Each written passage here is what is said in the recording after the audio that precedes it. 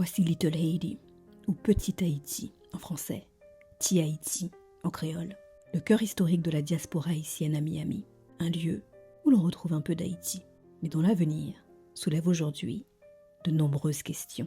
Dans les années 1970 et 1980, des milliers d'Haïtiens quittent Haïti pour fuir la dictature des Duvalier et les difficultés économiques. Beaucoup trouvent refuge ici, dans un quartier de Miami, alors appelé Lemon City.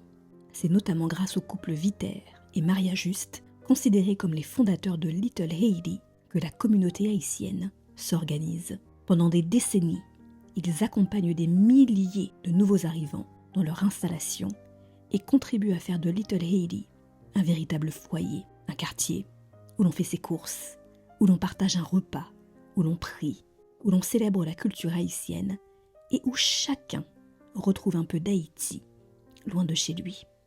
Aujourd'hui encore, l'âme de Little Haiti s'exprime à travers ses commerces, ses restaurants, ses fresques et ses galeries d'art. Mais le quartier change de visage.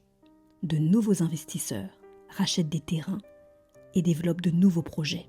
Les loyers et les prix de l'immobilier augmentent. Petit à petit, certaines familles haïtiennes ainsi que des commerces historiques sont contraints de quitter le quartier. Une autre inquiétude s'ajoute aujourd'hui.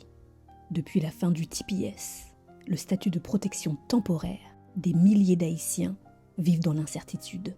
En Floride, près de 158 000 bénéficiaires haïtiens pourraient être directement touchés. Pour beaucoup, c'est la peur de perdre leur travail, leur vie construite aux États-Unis et d'être expulsés vers Haïti, un pays qui traverse toujours une profonde crise sécuritaire, politique et humanitaire.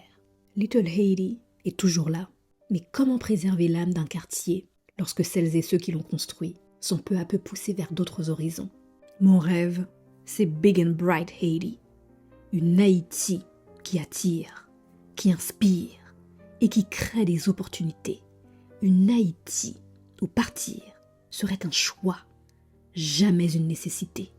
Une Haïti où nous n'aurions plus besoin de reconstruire un morceau d'Haïti ailleurs, parce que le plus beau des projets serait de la faire rayonner chez elle.